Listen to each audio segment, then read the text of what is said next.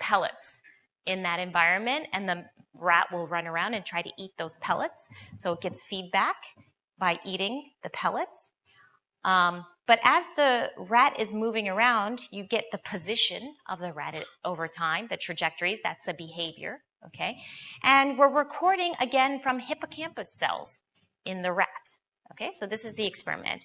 You motivate the rat to go move around this environment, and you're recording both the position of the animal and the spiking activity of cells in hippocampus, okay? And what they found with that place cells, this is sort of the GPS of the brain, which is each neuron had tuning to a particular place in the environment. So for example, this is an example of one individual neuron. It's a spiking activity histogram overlaid on this environment. So when the rat was running around in this area, that neuron was very active. But then when the rat was over here, that neuron shut off. And different neurons were active in different parts in that circle. So it's almost like if I could just read the neurons, I could tell you where the rat is. Okay, so these were called place cells. And that was a big finding. And actually, Matt Wilson from, I know there's so many MIT people here, your colleague at Brain and Cognitive Science actually made a lot of conceptual advances to this original finding, where actually what he found is if the rat is idle, just because it's just randomly sitting around, it's replaying. It's in memory where it has been, and in a much faster rate. And you can actually, if you just look at the neural activity and you time warp, you can see the replay of the memory. So there's a lot of interesting stuff happening in there. Yeah.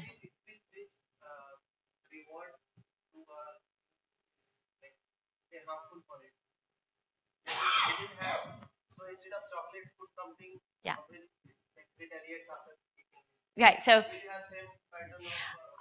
Yeah, so this wasn't, so the only reason to use the chocolate pellets was to just get the rat to move, nothing else. We just want the rat to move and navigate around this space, because the investigation was what's the relationship between the position and the neural activity. That was this. But of course, there are lots of experiments where they punish the animal or do nothing or reward. And you study things like decision-making and things. We're going to get into that in a second, okay? These are, again, just examples to show you that I can take anything and draw this block diagram and talk about a stimulus, a neural response, and a behavioral response, okay? So in the neuroscience community, the way we learn is they perform these experiments, and then they take all this data that they gather and try to infer function. And, you know, some of them use very traditional statistics, so they might just do simple linear correlations between, say, neural activity and behavior, okay? Some do more fancy things where they actually estimate density functions between these different variables, okay? Conditioned on the stimulus, okay? There is another approach, which is more mechanistic. So building more mechanistic models of neurons, adhering to the biophysical laws of how a neuron fires an action potential. You can actually turn the neuron into an electrically equivalent circuit. So ion channels are basically these conductances. The membrane of the neuron is like a capacitor, and you can turn it into electrical equivalent circuit, use Kirchhoff's current laws and voltage laws to write down a set of differential equations, and there's a model of a neuron. That's mechanistic, okay? Some people use that to understand mechanisms of action, of why neurons fire. So this is basically showing when neurons fire and how they're related to behavior. This is more about why neurons are firing, okay, and how they're firing.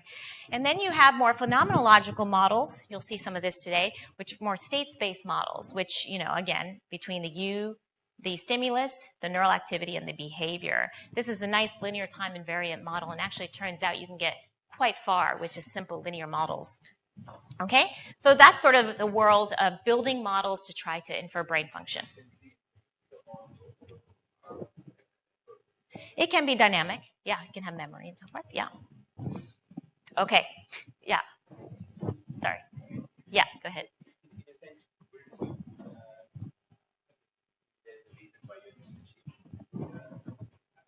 This from that? Yeah. No, so you can make these equivalent if you want. You can add some noise, get stochastic noise to these equations and get back a distribution, of course. Yeah. Yeah. I mean, mainly here what I wanted to say is, again, most neuroscientists, especially if you look in science, nature neuroscience, neuron, all that, they just do simple scatter plots. They don't care to necessarily estimate a distribution of model and predict, per se, okay? Okay.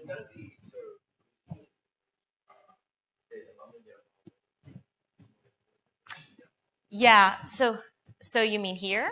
Okay, so yeah, I mean, depending on the question you're asking, some of these approaches might be more appropriate than others. What's good about this is it tells you mechanisms of actions of when, why, and how is the neuron firing a spike, right? But the problem with this is I don't know how to represent movements in here. So, for example, I might get, give an incentive of a monkey to move its arm to a target, right? And that's a measurement. I can measure the trajectory of the arm while I'm recording from the brain. These models, and also as I'm moving, I get feedback. There's no place in this model I can easily represent the trajectory, the position of my arm. The only way I can represent some behavior is adding an exogenous current into this equation, into this circuit, right? So in terms of relating behavior to neural activity, these are difficult to work with. But, so yeah.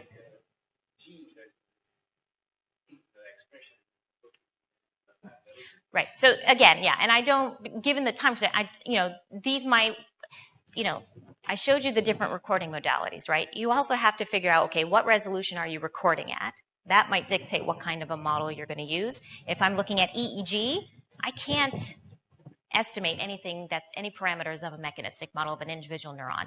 So which approach I take will definitely depend on the modality of imaging, how I'm recording from the brain, what I'm trying to investigate, right? Whether it's behavior.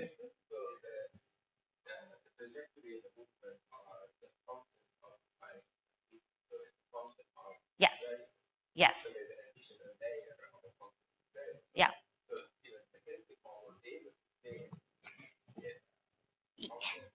Right. So yeah, exactly. It is granular. You could do something where and people do this. They take mechanistic models and they will connect mechanistic models together to form networks of neurons. They'll simulate to generate population activity, okay, and they'll get sort of more EEG-like signals, and they'll try to, relate that back to behavior. There's so many approaches you can take, and I'll tell you, everybody's approach is very different. And certainly everything I'm going to show you today, you could come and say, oh, well, I'd rather model it this way. Okay, so I'm going to now move on to a study to show you some examples of these models. I think it's here. Okay, so this is a study that we recently did.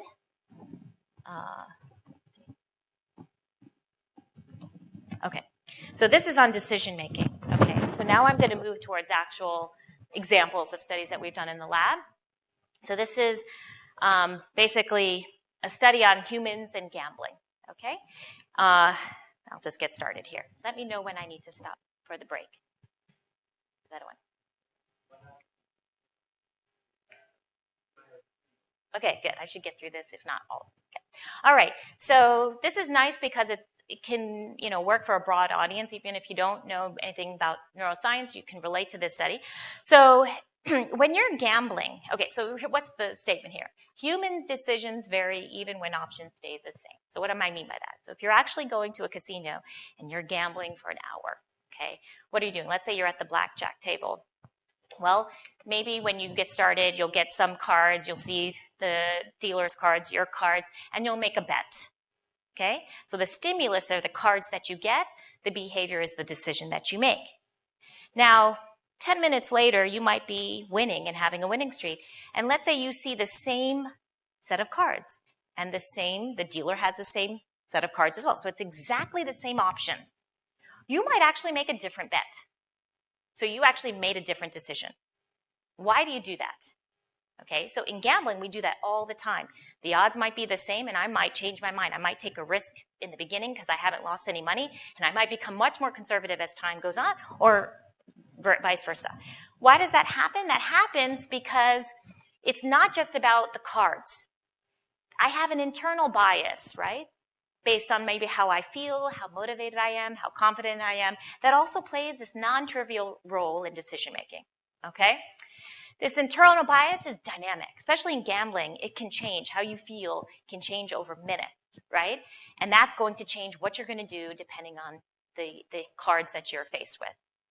Now, what's interesting is that the neurobiology of this internal bias, because it's sort of non-tangible, it's this weird combination of emotions and confidence stuff, we don't know what's happening in the brain that governs this internal bias. Okay, we don't know where it's being encoded, how it's affecting your decisions in the brain. So it's less understood. What people do believe is that, frontal regions in the brain tend to govern decisions. That's true. In fact, most decision-making neuroscientists spend all their life studying only the frontal lobe. But if internal bias is about your emotions, confidence, we know there are other structures in what are called limbic networks, primitive structures, that govern emotions. So they should be playing a role here too. It's not just about the frontal lobe, okay? So it goes beyond the frontal regions, but it's hard to measure, right? But yet, they definitely play a role in decision making. So what this study is about is to try to understand when humans gamble, can I try to estimate with a model this internal bias, explain why you're making the gambling bets that you're making, and then relate that back to the brain. And where is this internal bias in the brain, and how does it change our behaviors? Yeah. I'm going to go there. Yeah.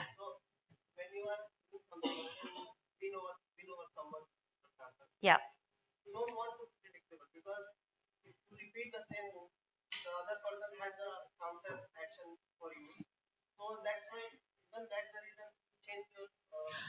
So every situation is different. You're talking about a complicated social context, and you might have an objective.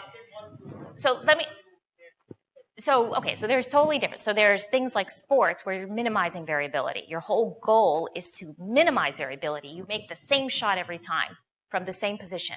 So you're actually paid millions of dollars to not have this internal bias. You should just execute, right?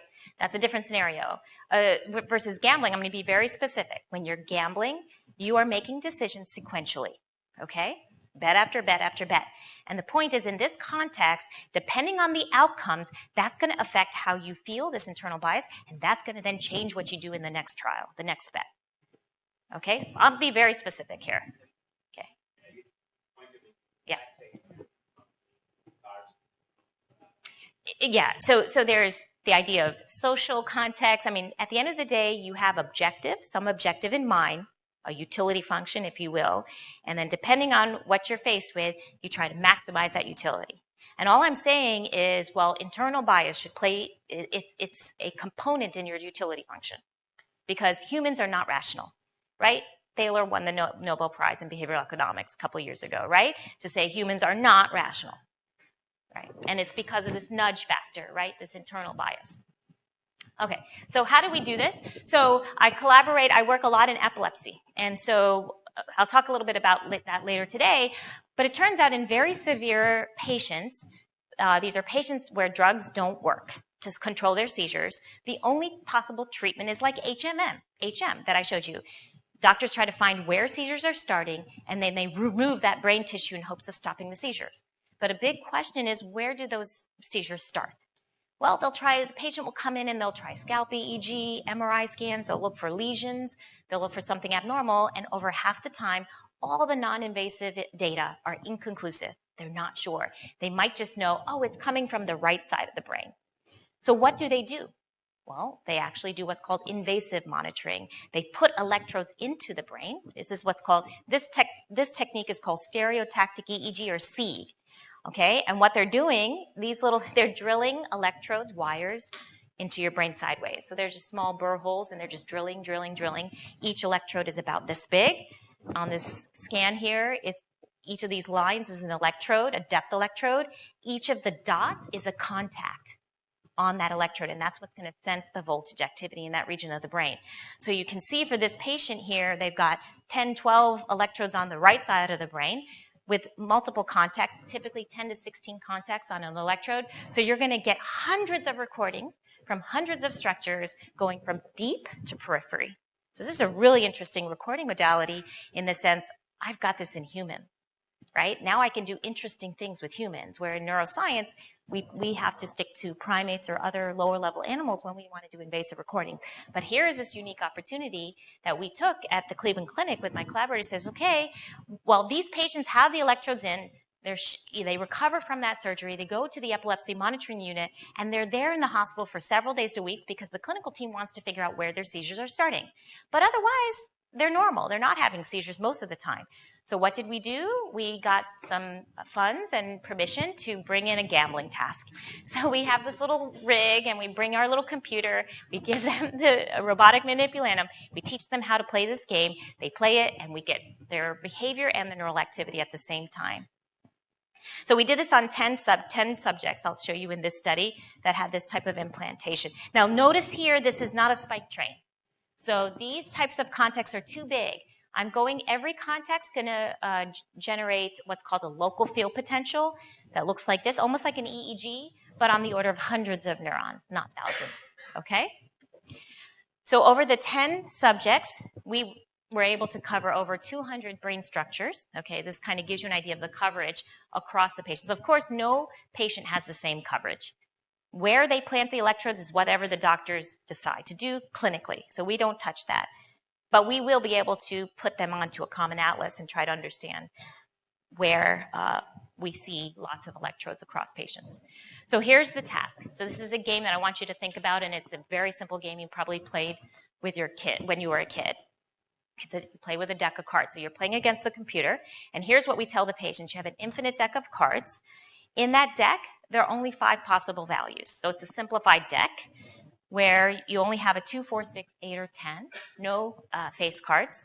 Okay, always 2, 4, 6, 8, 10. They are told that all the cards are equally likely to occur, and it's a replacement. So it's an infinite deck. So the probability of getting any one of these numbers is always 0.2. Okay, or 0.5. No, 0.2. Sorry. Okay. Now here's the game they play. They play a game of high card. Okay, so this is an example of one trial of this game. So they're looking at a monitor, and they have to move their cursor using a robotic manipulatum to the center of the screen. We do that to make sure they're focused and paying attention to the task. Okay, once they move their cursor to the dot, the game starts. Their card flips over, okay? And what they see, for example, is a 6 card. This is their card. And what they have to do is they have to decide, make a bet, $5 or $20, that their card is going to be larger than the computer card once it's revealed, okay?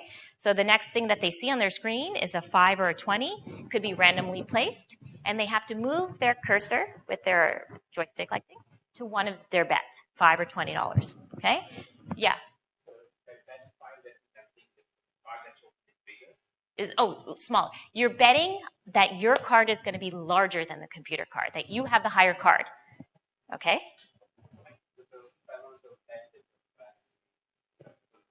Yeah. What would you bet, Aaron? Yes. That's right. That's right. You know you're going to lose. Right. Yeah. Well, 6 is 50-50. We'll get into that 6 in a second. Right. Right. Let's say in that trial you made a bet. Let's say it was $5. The computer card turns over. If your card is bigger than the computer card, you win the amount that you bet. If it's a draw, you don't win, you don't lose. If your card is smaller, you lose the amount that you bet. Okay? And so they're playing this game. And we always do, and they get some feedback. If they won, they'll see the reward on their screen. And then the game begins again. Okay? And each of these trials has the same sequence of events. Okay? So as you brought it up, if you were playing this game, and you got a 2 or a 4 card, what would you bet, 5 or 20? 5, right. And that's actually optimal if you're trying to maximize the expected reward without worrying about risk, okay? If you got an 8 or a 10, what would you bet? 20, right? What would you do on the 6 card? So how many would bet high? 20. Risk taker. You risk taker. How many would bet low? The expected reward is 0 in both cases. So if I wanted to use some, if optimality was maximizing expected reward, there's no unique solution. Which is? Mm-hmm.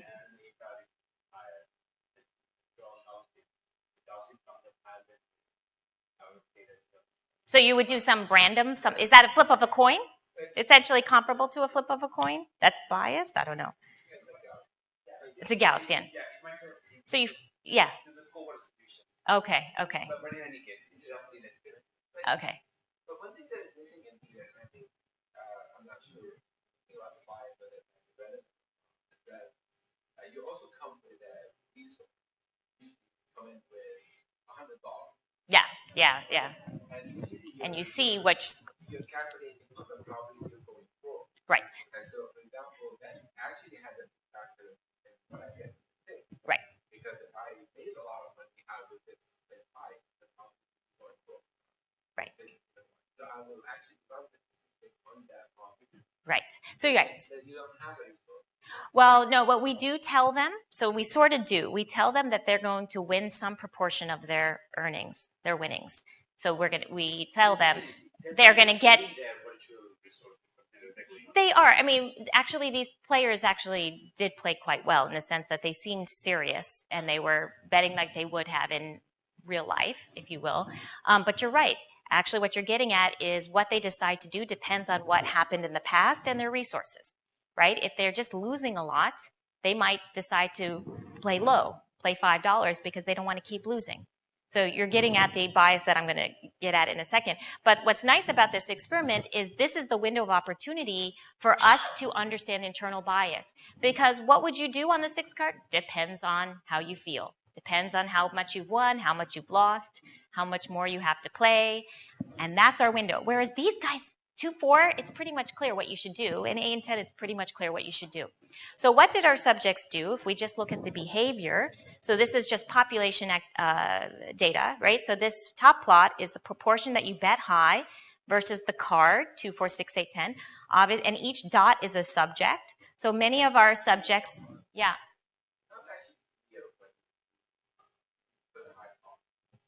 For 8 or 10. Okay. Right. Yeah. Right. Yeah.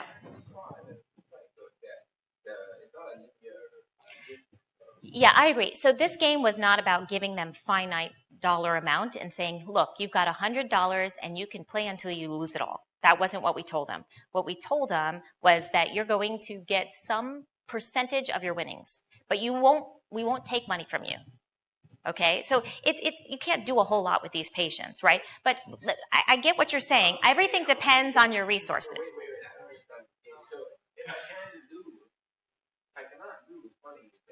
Okay, so right, but you can do that, and nobody did that, right? I mean, so in the sense, look, you can go high every time, but if I tell you I'm going to give you some percentage of your winnings, you're not going to bet high all the time. You're never going to bet high on a 2. You'll always lose.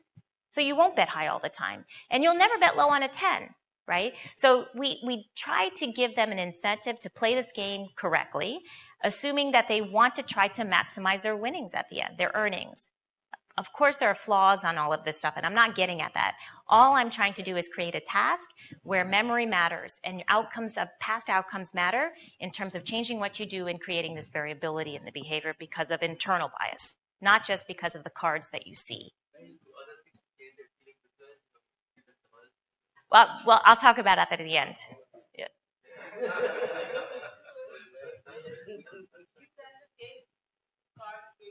No. It's random. It's random.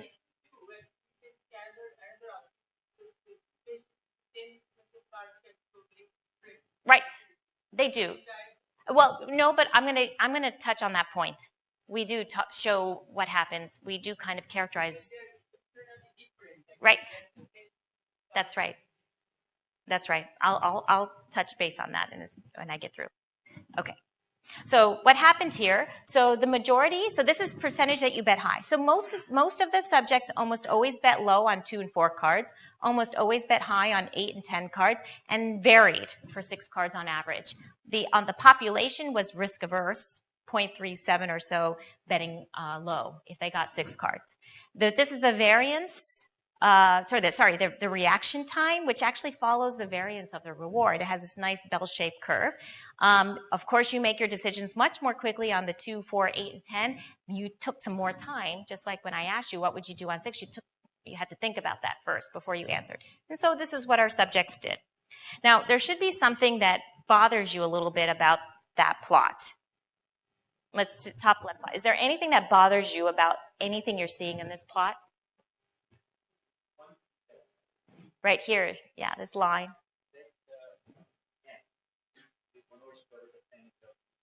Ten people, yeah.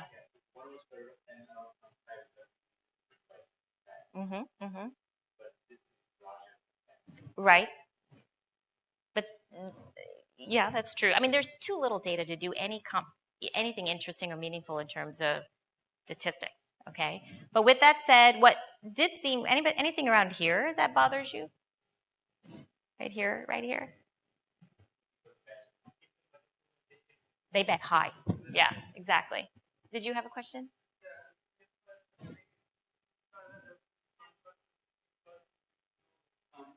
Yes.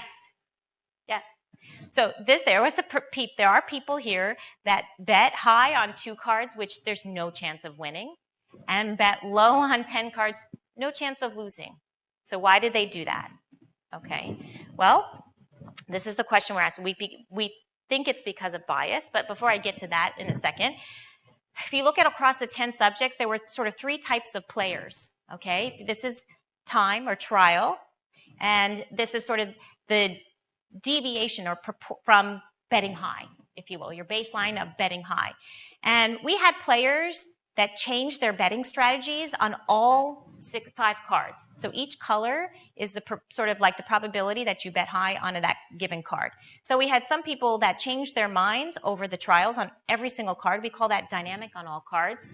We had some people that probably would do what more we would do, which is static on every card. 2, 4, 6, 2, 4, they always bet low. 8, 10, always bet high, and then flip-flopped on the 6.